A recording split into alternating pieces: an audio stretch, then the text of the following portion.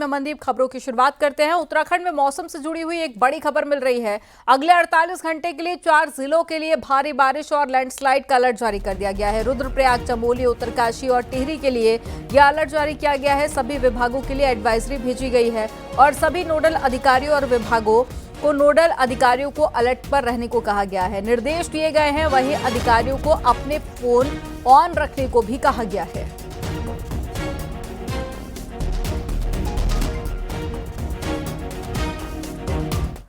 मुख्यमंत्री पुष्कर सिंह धामी ने उत्तरकाशी के सिलाई बैंड में बादल फटने वाले स्थान ओजरी और स्याना चट्टी का हवाई निरीक्षण किया। रविवार को सीएम धामी और बीजेपी प्रदेश अध्यक्ष महेंद्र भट्ट ने यमुना घाटी के आपदाग्रस्त क्षेत्रों का हवाई सर्वेक्षण किया। हेलीकॉप्टर से सीएम धामी ने यमुनोत्री हाईवे का हवाई निरीक्षण किया और साथ ही यमुनोत्री क्षेत्र के आसपास की स्थितियों को भी देखा। सीएम धामी ने शासन और प्रशासन के उच्च अधिकारियों को युद्ध स्तर पर स्थिति को सुधारने के धरातल पर कार्य करने के निर्देश दिए हैं और सीएम धामी ने कहा है कि आपदा के दौरान प्रभावित व्यक्ति का हर संभव मदद का भरोसा उन्होंने सभी को दिया है।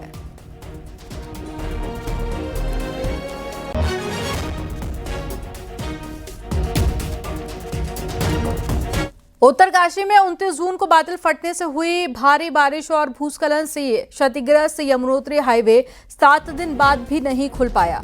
हाईवे को खोलने की कोशिश जारी है। हालांकि सिलाई बैंड के पास तक सभी वॉशआउट रोड को खोल दिया गया है। वहीं ओजरी में भी हाईवे खोलने के लिए दिन रात काम किया जा रहा है।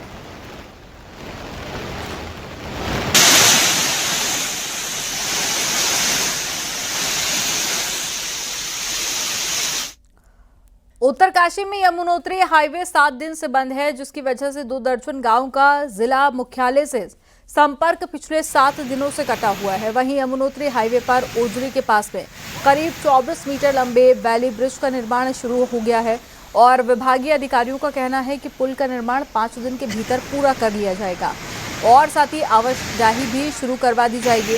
आपको बता दें कि 28 जून को बादल फटने की वजह से सिलाई बैंड और साथ ही ओजरी के पास में यमुनोत्री हाईवे का करीब 20 से 25 मीटर हिस्सा बह गया था।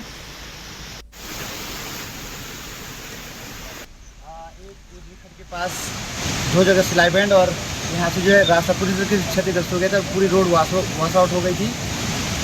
वहाँ पर जो है वैली ब्रिज का निर्माण प्रशासन के द्वारा किया जा रहा है, जो कि लगभग 3 से 4 दिन में बनकर तैयार हो जाएगा। उसके बाद हमारी जो यात्रा गाड़ियाँ हैं, स्थानीय गाड़ियाँ जो फंसी हुई हैं, उनका आवागमन सुचारू हो जाएगा और यात्रा गाड़ियाँ ऐसे निकल पाएंगी।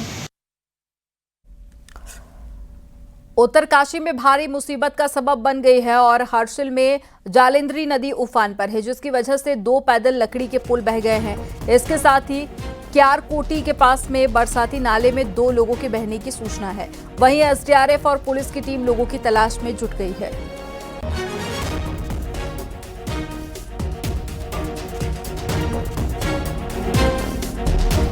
चमोली में बद्रीनाथ हाईवे एक बार फिर से बंद हो गया है। नंदप्रयाग के पास में पहाड़ी से मलबा आने से सड़क बंद हो गई है।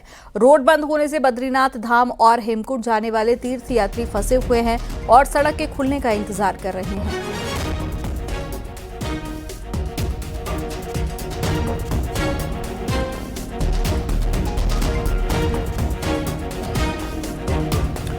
बरसात का मौसम खतरे का अलार्म लेकर आता है, लेकिन खतरे की चेतावनी के बावजूद लोग लापरवाही करने से बाज नहीं आते। ऐसा ही नजारा देहरादून की सोंग नदी में देखने को मिला है, जहां पर बड़ी संख्या में लोग मौज मस्ती करते हुए दिखाई दिए। लेकिन कभी भी हल्की बारिश के बाद में यही शांत नदी कब रौद्र रूप धर ले, यहाँ कहा नहीं जा सकता। और कई बार नदी में अचानक से पानी बढ़ने से लोग बह भी चुके हैं। हालांकि मौके पर पहुंची पुलिस ने सभी लोगों को नदी से दूर रहने की हिदायत दी और सभी को वहां से खदेड़ दिया। बीते कई सालों से लगातार देखने को मिल रहा है कि जो नदी वाले जो इलाके हैं वहां पे टूरिस्ट काफ़ी पहुंचता है, यानी कि पर्यटकों को काफ़ी लुभाते हैं देहरादून की ये नदियां। आप देख सकते हैं मेरे पीछे ये सोंग नदी है। यहाँ पे कुछ देर पहले काफ़ी पर्यटक यहाँ पे नहा रहे थे, काफ़ी लोग इस नदी में नहा रहे थे। लेकिन आजकल बरसात है, बरसात में ये नदी काफ़ी खतरनाक हो सकती है, क्योंकि आप देख सकते हैं कि जो ये नदी आ रही है ये पीछे पहाड़ों से आ रही है और पहाड़ों में जब तेज बारिश होती तो अचानक इस नदी में का पानी बढ़ जाता है। और ये भी देखने को मिला है बीते सालों में कि इस नदी में बरसात के दौरान जो कई लोग यहाँ पे बहे भी हैं, लेकिन अभी भी कुछ देर पहले हम जब यहाँ पहुँचे तो यहाँ पे काफ़ी संख्या में लोग थे, यहाँ पे नहा रहे थे। लेकिन जब हम यहाँ जैसे ही हम यहाँ पहुँचे तो हमसे पहले यहाँ पुलिस पहुँच गई थी। पुलिस ने भले ही सभी लोगों को यहाँ से खदेड़ दिया, लेकिन देहरादून में ऐसी ही कई नदियाँ हैं जहाँ पे आज भी कई खतरे देखने को मिल सकते हैं। सत्येंद्र बर्तवान, न्यूज़ 18 देहरादून। बागेश्वर में कार और बाइक की टक्कर में बाइक सवार एक शख्स की मौत हो गई है, जबकि दूसरा घायल हो गया। हादसे का सीसीटीवी फुटेज भी सामने आया है, जिसमें देखा जा सकता है कि एक कार मोड़ ले रही थी और तभी बाइक सवार असंतुलित होकर कार से टकरा जाता है, जिसकी वजह से बाइक सवार 2 लोग सड़क पर गिर जाते हैं और हादसे में एक शख्स की मौत हो जाती है।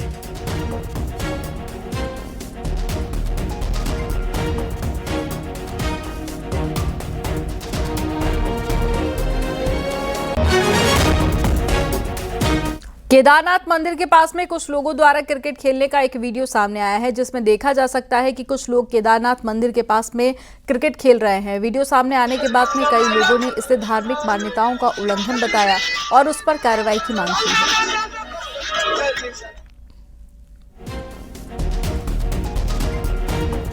पूरे 5 साल के इंतजार के बाद में कैलाश मानसरोवर यात्रा का आगाज हो गया है, लेकिन इस बार की यात्रा में काफी कुछ नया भी है। इस साल जहां पर यात्रियों को रत्ती भर भी पैदल सफर नहीं करना पड़ेगा, तो वहीं चीन में भी भारतीय खाने का मजा तीर्थ यात्री उठा सकेंगे। आपको रिपोर्ट दिखाते हैं। कैलाश पर्वत और मानसरोवर झील भले ही हिंदुओं की आस्था का प्रतीक हो, लेकिन ये इलाका पूरी तरह चाइना के कंट्रोल में है।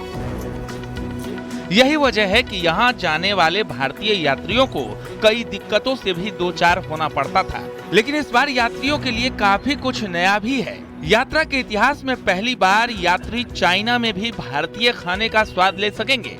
यात्रियों को भारतीय खाना मुहैया कराने के लिए हर दल के साथ 4 लोगों का कुकिंग स्टाफ भी जा रहा है। इस बार नई चीज ये है कि हमारे वहाँ से 5 लोग जा रहे हैं, जिसमें एक डॉक्टर है जो कि पहले दिन से लास्ट डे तक रहेगा, और दूसरी तरफ हमारे 4 कुकिंग स्टाफ जाएंगे, जो कि पहली बार कुकिंग स्टाफ साथ में जा रहे हैं।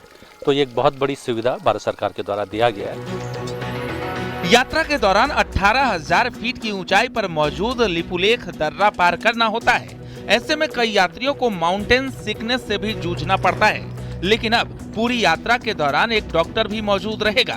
यही नहीं, यात्रियों के लिए खाने की सामग्री भी भेजी जा रही है। ऐसे में तय है कि इस बार यात्री मैगी, मोमोज और चाउमीन के बजाय रोटी, सब्जी, दाल और चावल जैसे भारतीय पकवानों का मजा उठा सकेंगे। इस समय नाम आया, उससे पहले हमने वहाँ पे अपना घूमना शुरू कर दिया। रोज के हम 7, 8, 10 किलोमीटर रोज वॉक करना शुरू किया। इतना उत्साह था कि हम कहीं पे इसमें मेडिकल में नहीं रह जाएं, कहीं वहाँ चलने में ऑक्सीजन की कमी है, हम उसमें कहीं रह नहीं जाएं। इस कारण से हमें यात्रा नहीं हमारी अधूरी रह जाए, इसकी हम पूरी तैयारी करके आए हैं। बहुत एक्साइटेड है, बहुत हाई अल्टीट्यूड पे जाना है, बहुत लंबे समय से इंतज़ार था। कई बार अप्लाई किया और मौका मिला अभी, तो बहुत अच्छा लग रहा है। और मैं यही कामना करता हूँ कि जो भी जिस भी मनोरथ से सब लोग जा रहे हैं वो सब पूर्ण हो। इस बार मानसरोवर यात्रा में सिर्फ 5 दलों को ही परमिशन मिली है। बावजूद इसके यात्रियों के लिए बीते सालों के मुकाबले कई बेहतर इंतजाम किए गए हैं। गाड़ियों की मदद से हो रही यात्रा को पूरा करने में हर दल को 22 दिन लगेंगे, लेकिन इस दौरान उनकी सुविधाओं का भी 100% ख्याल रखा जाएगा। न्यूज़ 18 के लिए पिथौरागढ़ से विजयवर्धन उप्रेती की रिपोर्ट। पिथौरागढ़ में लिपुलेख रोड खुलने के बाद में मानसरोवर यात्रियों का पहला दल रवाना हो गया है। तवा घाट के पास में यात्रा मार्ग लैंडस्लाइड के कारण करीब 6 घंटे बंद रहा और इस दौरान कैलाश मानसरोवर जाने वाले यात्री बेस कैंप धारचूला में ही मौजूद रहे और बॉर्डर रोड खुलने के बाद में सभी यात्रियों को गुंजी के लिए रवाना हुए और पहले दल अब गुंजी पहुंच चुका है पहला दल, और पहले दल में 13 महिलाओं के साथ में कुल 45 यात्री थे और ये दल 10 जुलाई को लिपुलेख दर्रा पार कर चीन में एंट्री करेगा।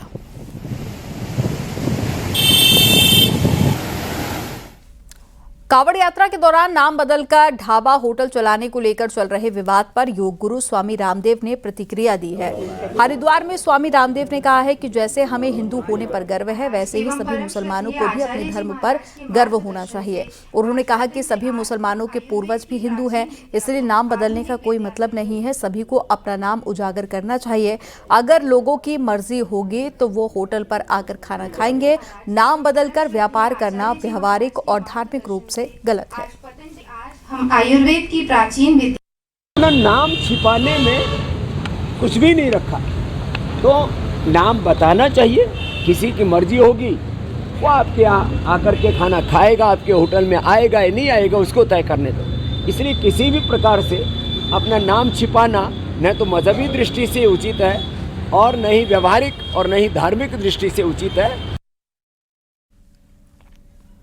हरिद्वार में लगने वाले कावड़ मेले में करोड़ों की तादाद में कावड़िए हरिद्वार पहुंचते हैं, जिसकी वजह से शहर के अंदरूनी रास्तों के साथ साथ हाईवे भी पूरी तरह से जाम हो जाता है। ऐसे में उत्तरी हरिद्वार की आबादी के लिए बड़ी समस्या खड़ी हो जाती है, क्योंकि अस्पताल, कॉलेज और अन्य जरूरी कामों के लिए यहाँ के लोगों को हाईवे से ही जाना होता है, लेकिन हाईवे जाम होने के कारण आवाजाही पूरी तरह से ठप हो जाती है। ऐसे में पहाड़ों के बीच से निकलकर आने वाला हिल बाईपास ही संजीवनी बनता है। हालांकि पहाड़ों से मलबा आ जाने के कारण बदहाल हिल बाईपास पिछले 2 सालों से खोले जाने की स्थिति में नहीं है। लिहाजा उत्तरी हरिद्वार के लोग इस मार्ग को कावड़ मेले में खोलने की मांग कर रहे हैं। हम प्रशासन से मांग करते हैं कि हिल बाईपास हमारे उत्तरी हरिद्वार के लोगों के लिए परमानेंट खोला जाए।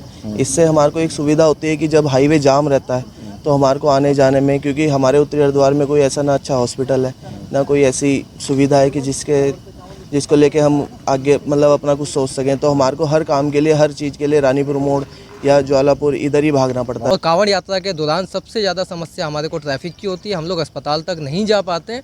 ऐसी स्थिति हम लोगों को देखने को मिली है कि 15-15 हज़ार रुपये में एम्बुलेंस यहाँ से हम लोगों को ऋषिकेश, देहरादून के लिए करनी पड़ी है। एक ये बड़ी मजबूरी बन जाती है। और यहाँ पे कोई भी ऐसा अस्पताल नहीं है कि जहाँ पे हम गंभीर रूप से घायल या गंभीर रूप से बीमार व्यक्ति को एकदम से हम अस्पताल लेके जा पाएँ। हमारा ये जो हिल बाईपास रोड है, यही जो है बड़े अस्पतालों को जोड़ता है। देखिए, हिल बाईपास को लेकर अभी माननीय मुख्य सचिव महोदय की भी बैठक हुई थी, तो उसमें उन्होंने पीडब्ल्यूडी को एक विस्तृत प्रांगण बनाने को निर्देशित किया है, क्योंकि वहाँ पर अभी लैंडस्लाइड और कुछ जो रोड है वो अभी इंटरप्टेड सी है। लेकिन फिर भी हम अभी उसको फौरी व्यवस्था में पैदल चलने लायक बना रहे हैं। उसकी जो भी स्लाइड्स आ रखी है उनको सैंडबैग्स आदि के माध्यम से पीडब्ल्यूडी ठीक कर रहे हैं। जब हरिद्वार और उत्तरी हरिद्वार का संपर्क पूरी तरह से कट जाता है तो लोग इस हिल बाईपास को खोलने की मांग करते हैं। फिलहाल पिछले 2 सालों से हिल बाईपास खोला नहीं गया है और अभी इसकी जो स्थिति है वो वाहनों के आवागमन के लिए सही नहीं है। लोग फिलहाल अधिकारियों से तमाम कानूनी पेच समाप्त कर हिल बाईपास को परमानेंटली खोल देने की मांग कर रहे हैं। न्यूज़ 18 पुलकित शुक्ला, हरिद्वार। उत्तराखंड के एसडीआरएफ अब पहले से ज्यादा हाईटेक और सक्षम बनने जा रही है। आपदा के समय राहत और बचाव कार्य अब और भी तेज और असरदार होंगे। एसडीआरएफ अब ऐसे अत्याधुनिक उपकरण खरीद रही है जो कि खास तौर पर बाढ़, भूस्खलन और साथ ही पानी के अंदर रेस्क्यू जैसे खतरनाक अभियानों में कारगर साबित होंगे। एसडीआरएफ अब 21 करोड़ रुपए के आधुनिक उपकरण खरीदने जा रही है। इसमें यू प्रिपेयर एक प्रोजेक्ट जो वर्ल्ड बैंक के द्वारा हमें सैंक्शन हुआ है, जिसमें एसडीआरएफ की जो डिज़ास्टर प्रिपेयर्डनेस को बढ़ाने के लिए प्रोजेक्ट है, उसमें हमारे द्वारा 21 करोड़ की एक परचेजिंग की जा रही है, जिसमें फ्लड रेस्क्यू और सर्च एंड रेस्क्यू संबंधित जो इक्विपमेंट्स हैं वो एसडीआरएफ खरीद रही है। प्रदेश में इन दिनों पंचायत चुनाव की धूम है। अब ऐसे में रामनगर के 3 गांव में इसकी सबसे ज्यादा खुशी है। इन गांवों में को पहली बार अपना प्रधान चुनने का मौका मिला है। आपको रिपोर्ट दिखाते हैं। पंचायत चुनाव की अहमियत क्या होती है, ये बात 3 टोंगिया पट्टी वाले बेहतर तरीके से बता सकते हैं। दरअसल आजादी के बाद रामपुर, लेटी और चोपड़ा गांव में पहली बार पंचायत चुनाव होंगे और ये गांव वाले अपने प्रधान को चुनेंगे। इन सभी गांवों को अंग्रेजों ने बसाया था, लेकिन इन्हें आज तक राजस्व गांव का दर्जा नहीं मिल पाया, जिसकी वजह से यहाँ पंचायत चुनाव नहीं हो पाए। लेकिन अब तीनों गांव को राजस्व गांव का दर्जा मिल चुका है। ये जो लेटी, चोपड़ा, रामपुर जो तीनों गांव थे ये विकास से वंचित थे, तो आज जो है हमें भी थोड़ा लोगों में शामिल होने का मौका मिल रहा है। पहला चुनाव है हमारे ग्राम सभा का, तो इसके बाद जो है यहाँ पे विकास होना चाहिए। क्योंकि 1932 से बसे हुए गाँव हमारे थे आज जो है हम लोगों को एक आज़ादी अब मिली हुई है। इस समय जो मिली हुई है, इस समय हम अपना जनप्रतिनिधि प्रधान चुन रहे हैं। इस प्रधान को उनसे हमसे यही अपेक्षा रहेगी कि जो है हमारे गांव में अच्छे ढंग से विकास कार्य करवाएं। पंचायत चुनाव को लेकर रामपुर, लेटी और चोपड़ा गांव के लोग बेहद उत्साहित हैं। लोगों को उम्मीद है कि अब उनके गांव में भी विकास की बयार बहेगी।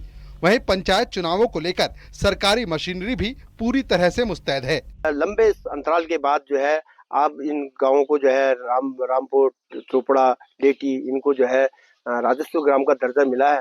निश्चित तौर पर अगर कहें तो जो है इनको जो है आज़ादी जो है अब मिली है और अब ये अपना ग्राम प्रधान चुनेंगे और ग्राम प्रधान चुनने के बाद इनके ग्राम सभा क्षेत्र में जो है जितनी भी ग्राम पंचायत स्तर की योजनाएं हैं उनका इनको लाभ मिलेगा। रामनगर में क्योंकि एक विशेष जो है सिचुएशन है जिसमें 3 गांव पहली बार जो है निर्वाचन की प्रक्रिया में हिस्सा लेंगे, तो उसमें हम लोग जो व्यवस्था कराई जाती है प्रशासन की तरफ से उसमें पूरी तरह उनको सहयोग करेंगे और किसी भी प्रकार की समस्या इस पूरी जो प्रोसेस है उसके अंदर ना आए, इसके लिए पूरी सरकारी मशीनरी लगी हुई है। इन तीनों गांव में कुल 1302 वोटर हैं।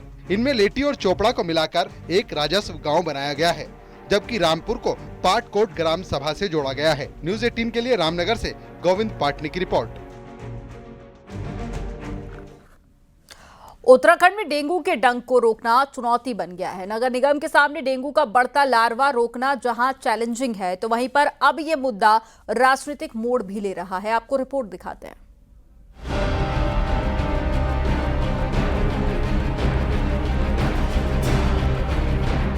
उत्तराखंड में इस सीजन में 156 डेंगू मरीज रिपोर्ट हुए, जिनमें अकेले देहरादून में 80 मरीज सामने आए। नगर निगम के लिए डेंगू अब चैलेंजिंग हो गया है। नए मेयर का दावा है कि डेंगू की रोकथाम को लेकर तैयारियां 2 महीने पहले से ही शुरू कर दी गई थी। 100 से ज्यादा वार्ड में फॉगिंग की गई। नदी नालों से 25,000 मीट्रिक मलबा निकाला गया। मेयर को लगता है कि इतनी सफाई के बाद मॉनसून में इसका असर दिख रहा है, जब नालियां चौक नहीं हो रही। हम लोगों ने आज से लगभग 2.5 महीने पहले, 2.5-3 महीने पहले ही हमने अपने एंटी लार्वा टैंकर्स पहले 5 उनको क्षेत्रों में निकाला था, उसके बाद उसकी संख्या हमने 15 कर दी। साथ ही हमने जो फॉगिंग मशीनें हैं वो 130 फॉगिंग मशीन हमने अपने 100 वार्डों में उतारी। इसके अलावा जो 4 बड़ी हमारी जो बड़ी गाड़ियों में फॉगिंग मशीनें, बड़ी मशीनें, वो भी हमने क्षेत्रों में उतारी हैं। बस मेयर का ये बयान विपक्ष को रास नहीं आया। कांग्रेस का कहना है कि मेयर एक बार नगर निगम से बाहर तो निकले, हकीकत सामने आ जाएगी। जगह जगह पर नालियां चौक होने से लेकर कूड़े के ढेर न जाने मेयर को क्यों नहीं नजर आ रहे। दावा कर रहे हैं कि सारी नालियां साफ कर दी हैं, पूरा कूड़ा निकाल दिया है, तो ये उनकी गलतफहमी है, क्योंकि वो ऑफिस में बैठ के ये बातें कर रहे हैं। वो वार्डों का दौरा करें, शहर में निकल करके तो देखें कि जनता किस कदर परेशान है। और अभी तो बरसात शुरू हुई है। वैसे राहत इस बात को लेकर है कि भले ही डेंगू के मरीज रोजाना सामने आ रहे हैं, लेकिन कोई डेथ रिपोर्ट नहीं हुई है। लेकिन इतना तय है कि डेंगू का चैलेंज और मॉनसून सीजन नगर निगम की मुश्किलें जरूर बढ़ा देगा। देहरादून से न्यूज़ 18 के लिए भारती सकलानी, उनियाल की रिपोर्ट।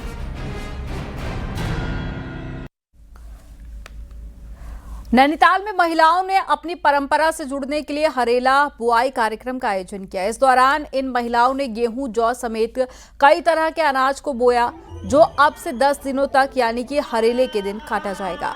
अब कुछ दिनों तक इस अनाज की निराई गढ़ाई घर में ही होगी, जिसके बाद में हरेले के दिन पूजा पाठ कर हरेले को विधि विधान से काटा जाएगा। आपको बता दें कि हरेला पर्व पर्यावरण प्रेम का साथ किसानों से जुड़ा हुआ है। कुमाऊं का हरेला जो हमारा एक मुख्य त्योहार है, हरेला श्रावण मास के 1 गते को हम लोग काटते हैं। उससे 10 दिन या 11 दिन पहले हम इसको 7 अनाज या 5 अनाज के साथ बोते हैं। तो आज बुआई का कार्यक्रम में हमने 7 अनाजों को और मिट्टी सुखाकर और मालू के पत्ते में पुड़िया बनाकर तो हम हरेलों को बो रहे हैं।